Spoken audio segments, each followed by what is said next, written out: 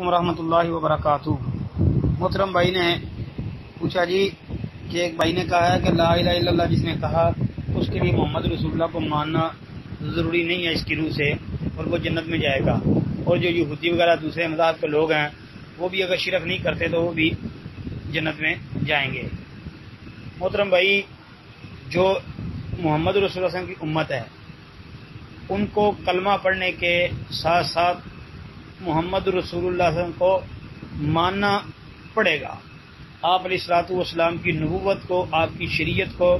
آپ کی بات کو، آپ کی ذات کو ماننا، یہ اس کی کامیابی کا ذریعہ ہے۔ اگر کوئی بندہ یہ کہتا ہے کہ میں نے لا الہ الا اللہ کہہ دیا اور محمد علیہ الصلوۃ والسلام کو مانتا ہی نہیں ہوں، محمد علیہ الصلوۃ والسلام کی باتیں نہیں مانتا، تو یہ بھائی انسان جو ہے یہ تباہ ہے، برباد ہے، یہ کامیاب نہیں ہے، اور جس نے یہ بات کہی ہے اس کی بات ہی درست نہیں ہے۔ دوسرا، جو یہودی دیگر مذاہب کے لوگ ہیں بھائی، ان کے لیے بھی نبی اگر وہ پہلے نبیوں کے دور میں تھے تو ان کو بھی ان نبیوں پر ایمان لانا ان کے لیے بھی ضروری تھا۔ تو ٹھیک ہے، شرک نہ کرے، اچھی بات ہے، لیکن جو نبی تھے جس دور میں وہ لوگ آئے ہیں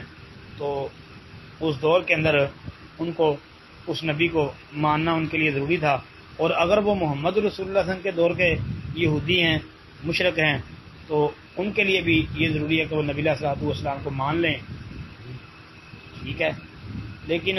یہ اگر کوئی کہے کہ کلمہ پڑھ لیا ہے، لا الہ الا اللہ کہہ دیا اور نبی علیہ الصلوۃ والسلام کو نہ مانے، تو بھائی ایسا بندہ کامیاب نہیں ہے۔ السلام علیکم ورحمۃ اللہ۔